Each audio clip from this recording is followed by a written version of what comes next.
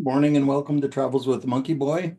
Today we are on day 4 of our journey to Tanzania. Again, this was January 1994. I think I was awake naturally before we got the tapping at our door at 4:30 a.m. I hadn't slept so good that night. Our beds were draped in giant mosquito netting. Alex and I slept in one and Frankie and Jilreen in the other. Though we had taken our malaria pills, along with getting injections for yellow fever, I was paranoid about the mosquitoes. I seem to be a natural draw to them, and since this is Africa, and since they've had all this rain, and since we were no longer in the safety of the cool weather of Ngorongoro, I assumed there would be a major attack. I wasn't wrong. The bed was barely big enough for me, and I tend to move around a lot during the night. I just knew that all it would take is for me to roll one way and either dangle a leg out of the netting or accidentally create an opening in the netting, and I would be sucked dry. So there I lay in the dark, and I could hear them buzzing, buzzing, buzzing. Okay, it's one thing to be bitten and scratch a little, but with all these gruesome African diseases, I just figured a mosquito carrying the Ebola virus would bite me. It was past midnight before I conked out, still cowering from the buzzing. In the end, I'm not sure they got in. Oh, I had bites, about 20 of them on each foot, like a circle around each ankle, and they itched like crazy. But curiously enough, Alex didn't seem to be bitten. It was only well after the trip when I was reading some nonsense book and they described bed bugs. They bite in straight lines and leave very itchy welts that it occurred to me that maybe I had been attacked from below instead of above. Either way, I survived. 4:30 was just for Jilreen and I. We were going off ballooning. The Clinks were going as well with their son Matthew. The Hendricksons were in charge of the rest of the kids and in charge of sleeping in. To say I had reservations on this thing is an understatement. I had first thought of the idea months ago when it was just us and the Hendricksons going. As they are teachers and on a limited budget, they said there's no way they could afford it. And it wasn't cheap. $350 per person for a 1 hour balloon ride. No discount for kids. I was easily talked out of it. But that darn Joanna Klink, she not only said that they were going, but they were bringing their son. That and a bunch of you only live onces and you can't take it with you and experience of a lifetimes. And my defenses crumbled. So up at 4:30 and down in the lobby of the hotel at 5 for the 1.5 hour drive to the balloon launch site. The drive-in was fairly unspectacular. Normally, you can't do game viewing at this hour. The park wardens are real sticklers about people only being in the parks from sunup to sundown. Part of it is they don't want people wandering around outside their cars during the time the predators are feeding. But they say the bigger issue is that they don't want people to run into poachers who are far more likely to kill than the animals. What they don't say is probably the greatest danger is the game wardens who have shoot to kill orders on all poachers.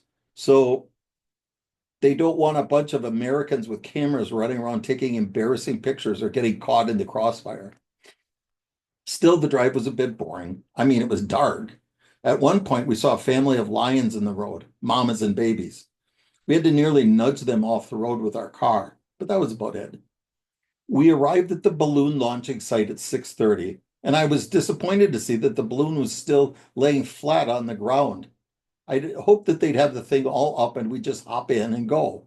But from the looks of things, we would be sitting here being eaten by bugs for hours while they filled the stupid balloon. Well, I was wrong. It took about 5 minutes to fill the balloon. They use these great big fans to blow air into the balloon. Of course, the cold air doesn't do anything but fill up the balloon. After it begins to fill up, they turn on the propane flame. And since hot air is lighter than cold, the balloon rises. I don't know what I was thinking about.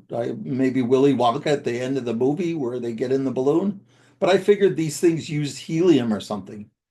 Anyway, it's a whole lot safer using just heated air, though the flame was a bit scary looking. And the sound that it made, it was like roaring every time they turned it on. For us to get in, we had to get into the basket with our backs pointed down. So we're basically laying down in the basket. There were 12 people in the balloon, plus a pilot and a co-pilot. It was kind of fun listening to the blasting of the flame, looking up and seeing that big balloon fill up, and then feeling the basket slowly tilt upward. By about 10 to 7, the pilot was ready and he blasted a whole lot of air into the balloon and we took off. First of all, flying in a balloon was much less scary than I figured. I didn't bring our kids partly because I thought they might be terrified, though mostly because it would have cost $700 more.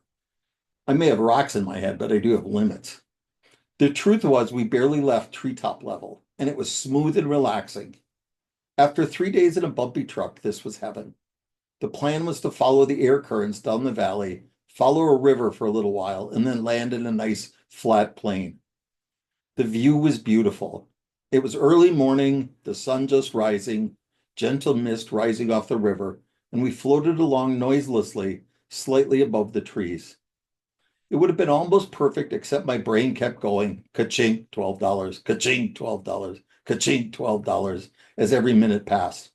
That and the fact the area was completely bereft of animals. We did see, briefly, a hippo as it jumped into the water. It was the closest we came to seeing a hippo out of water. And when viewed from above, that's one big fat animal. We saw a water buck briefly and got a nice view of some kind of colorful eagle perched in a tree, but that was about it for the first 45 minutes. Mostly just peaceful drifting, a unique visual perspective on the geography, and an interesting sense of motion without noise. The last 15 minutes we did see in the far off distance some giraffe, elephants, and various antelope, but not really close enough to get good pictures. We landed with a thud. The basket was tipped down on its side and we were done. Afterwards, they served the champagne and then we had a full breakfast on a white tablecloth in the middle of the veldt. As an experience, I'd give it a solid B. I would have been thrilled to continue on floating as we were for the rest of the day. So I guess I'm saying that the physical balloon part was nice. The lack of animals was a bit disappointing, but I did really enjoy a treetop view of the Serengeti. The problem was for $700 for 1 hour, I should say, wow. It wasn't wow, it was wow. We did the helicopter flight over the volcanoes on the big island of Hawaii. That was wow, and it only cost like $250. Parachuting only cost $100, though that was a billion years ago when we used shells instead of money. And it was a wow, but with a touch of, oh my God. In the future, I'll lay off ballooning until I hit the lottery. Which isn't true. Eventually went 3 more times ballooning China and Turkey and the US. By the time breakfast was done and we met up with Paul at the drop-off point, it was about 10. The Hendricksons had gone on a game drive with all the kids in the van with Edward. We were to meet up with them, but we took a circuitous route. We first stopped by a hippo pool and got to see a couple of hippos lounging around. Next, as we drove along, we saw a large giraffe family, 7, I think. And then all of a sudden, the adults got in a kind of a circle and the kids moved to the center of the circle. Something was there stalking them. We waited around at my insistence because I liked the living drama unfolding before us. Unfortunately, the rest of the car wanted to go see their children. So after about 15 minutes, we left. Along the way, we passed the same dirt pile where we had been the day before, and sure enough, the lions were still there. I don't know why we came back here, but it sure seemed like Paul likes the carnivores. I was bored for a while, but all of a sudden the 2 lionesses got up and started off in the opposite direction of us through the tall grass, stalking. Paul claimed to see a Thompson's gazelle way off in the distance, and the 2 lionesses, perhaps now 100 yards apart from each other, were going after something. But after 15 minutes, they were so far off we could barely see them, so off we went. Now we were almost back to the gate entrance area that we were at the previous day, the entrance to the Serengeti Park. Again, we pulled off the road and there in the grass were more lions. This time, I think there were 3 lionesses and about a half a dozen babies. It got me to thinking, zebras and wildebeest have 1 baby at a time. Lions have 3 or more. Lions eat zebras. Nothing eats lions. Why are there millions of zebras and only a few thousand lions? Okay, now that there's all these zebras, it's hard for lions to catch up. I mean, say 100,000 zebras each has 1 baby. That's 100,000 new zebras to expand the herd or act as food. Then 1,000 lions each have a litter of 3 babies. Those extra 3,000 lions have a bunch of extra zebras to eat. But somewhere at the beginning, there had to have been a few zebras having one baby at a time. Then a lion came into the neighborhood and slashed their populations down. As the lions had babies, they would have had to move to new territory to find food. But here, wildebeest, gazelles, zebras, they're in such numbers they look to be able to feed dozens of carnivore. How does this work? Anyway, at this point, we're all pretty sick of the stupid lions, and we said we wanted to go find the other car. They were waiting for us at the same registration area from the previous day, the one with the huge storks in the trees. The driver unpacked our lunches. Each day we had a box lunch consisting of the exact same thing: cold chicken wing, rotten looking orange, flavorless peanuts, half a cheese sandwich, little tiny black banana, small piece of white cake-like thing, couple of crackers, chips that kids would need, a foil wrapped packet of gooey cheese, and a juice box. While we universally loved the dinners, we universally despised the lunches. It was a huge volume of food, but there was nothing in the whole thing that tasted good. While they were getting the food, I walked down towards the trees with the storks in them. I couldn't have been 50 steps away from the registration building when Paul came galloping toward me. Sorry, we're not allowed to walk away from the parking lot. Jeez, unbelievable. One of the most fascinating places in the world, but don't touch and don't leave the confines of your Jeep or the paved parking lot. What did the trees look like? Did these storks leave huge droppings? What about bugs around the tree? Did the trees have fruit? Were the birds afraid of me to the point they would fly away if I approached? We could have none of those answers because it was against the rules. As Paul collected me, he handed me a sheet with safari rules on it. We sat by his registration building and ate our lunch at a little picnic area they had. One of the huge storks came up and we took some pictures of it with Jillian and Frankie, throwing it some chicken. The stork is a carnivore. There was also these beautiful little crow-like birds. They were scrounging all the food that the tourists dropped, yet they did it so stylishly with their beautiful feathered plumage of purple and green and orange. It was nice to see someone enjoying our lunch. That is, up until the point that the men from the building came out and yelled at us for feeding the birds against the rules. During lunch, we mostly talked about how we were pretty tired of the safari stuff and maybe we should go back to the hotel and play games and swim and relax. I mean, this was supposed to be vacation. Everyone agreed, everyone that is, except for me. I don't see a vacation as a time to rest. I see night as a time to rest. Vacations are to be spent exhausting yourself. So I sheepishly suggested that everyone else go back to the hotel and Paul and I would spend the afternoon doing a game drive. Alex said he would stay with me, and Matthew, being the oldest boy and really into this safari stuff, said he wanted to continue as well. Then Joe, being the sort of person that won't push anything, but also the sort of person that won't pull anything, volunteered to be the final piece of flotsam on our wave. We told Paul we didn't want to go back and see the stupid lions anymore, so he said that if we paid a little extra, like $5, we could go cross country, driving to a series of kopies overlooking the great herds we had seen the day before. It sounded like a good adventure, so off we went. One had to be careful driving cross country here because so many critters dig holes: warthogs, anteaters, rabbits, fox. But there were game trails that one followed, and you were pretty safe. We saw a couple of ostrich, which made me realize that we had seen so many animals, but very few ostrich. I thought ostrich were common here, but though not rare, that they weren't abundant. Then we saw the telltale signs for something interesting. 2 other Range Rovers parked in the middle of the veldt. The other side is vultures. The other sign that there's something interesting is vultures circling, but parked trucks were more reliable. What we found was a family of cheetah. It was interesting to see the babies, but then we got close to a real thrill because they started hunting. I desperately wanted to see a kill. Nothing separates a trip to a zoo from a safari so much as seeing a dead animal. Sure, a few days back we had seen a bunch of vultures eating a goat, but a goat? Dead goats we could see in Jeddah. So this was our chance. The great herds of wildebeest, zebras, and gazelles were not more than 100 yards away from the cheetah. But a cheetah, not being a very weighty animal, can't kill a wildebeest or zebra. What they eat are the Thompson gazelles. Problem is, the Thompsons are really fast too. While a cheetah can outrun a Thompson in a straight foot race, the Thompsons are great cutters and can also maintain their speed for much longer. So a cheetah needs to sneak up close enough to the Thompsons that it can cut off its escape routes and tackle it before the cheetah gets too tired. The Thompsons move in and out and around the zebras and wildebeest, using them as blockers. The cheetah made a couple of rushes at the Thompsons, but never got enough for a real kill chance. I wanted to stay and see them make another rush, but Paul assured us the theater was done. If they didn't make a better rush at the beginning, they were lost. So off we drove. Watching the cheetah rush with us was another truck with a big sign on it, "Keep away, filming."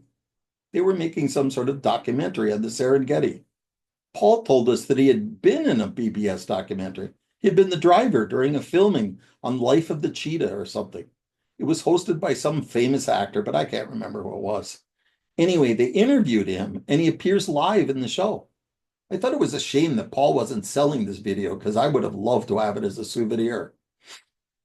After the cheetah family, we drove off to the series of elevated kopis, overlooking the plain full of great herds. Still impressive. Around the kopis, we saw a solitary cheetah sunning himself, but that was about it. Paul drove around a little bit longer looking for God knows what, but by now we were pretty tired of it all and suggested we head back, about 4 o'clock now. We passed by a couple of Cory bustards, a big, old, ugly bird, but interesting in the fact that it was the largest by weight flying bird in Africa. I think the California condor is the heaviest in the world, but then maybe I'm making that up. The bustard is like a large turkey on stilts. We also saw several secretary birds, which are another large bird, like a plover on steroids. They are known for their dictation and typing skills.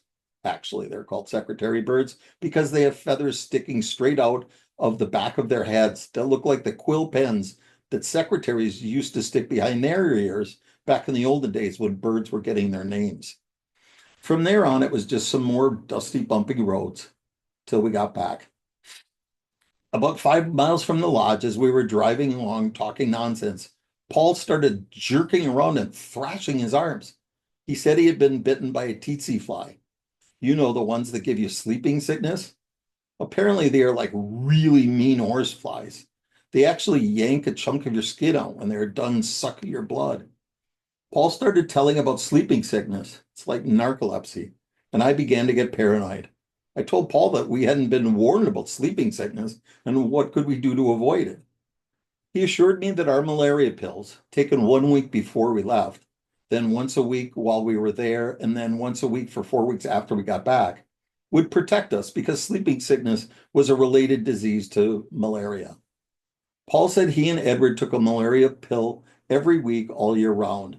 What a frightening place this must have been before they had effective medicine. Still, I think man owes a great debt to the tsetse fly. See, when Africans were increasing in population, they were spreading their livestock everywhere and killing the great herds of wild animals of the Serengeti, or in any event, killing their habitat. Problem was that in some areas, the tsetse flies were everywhere. They didn't cause harm to the wildlife who had built up immunity to them over the millennia, but they killed the cattle and the farmers that tried to settle there, so farmers stayed away. By the time a cure for the tsetse fly disease was figured out, man had reached the stage where he appreciated the value of the great African wildlife, and the great game parks were set up. Soon we were back in our hotel recounting all of our adventures. The kids at this point were dying for some TV, and the parents were dying for the kids to leave us alone to drink in peace. And to our joy, this hotel did have a TV in their TV room. They also had a big satellite dish, but the only channel they got was CNN. The assistant hotel manager was there, though, and he told us he had an extensive video collection. Like a man in paradise, I imagined a peaceful dinner with just the adults as the kids were safely away watching Toy Story. I enthusiastically asked him what he had. Oh, I have Predators of the Serengeti, The Great Migration, Birds of Prey of Tanzania, A Day in the Life in the Serengeti Plain, all sorts. I asked him if maybe he had a video that wasn't exactly like everything we've been seeing for the last 4 days. And he said that he had one video, Rescue 911. The boys were thrilled, the girls were bored, and we ended up all eating together as usual. The food was incredible, and we went to bed early because we had a big day in front of us. That is the end of the story for today. Let me share with you quickly some pictures.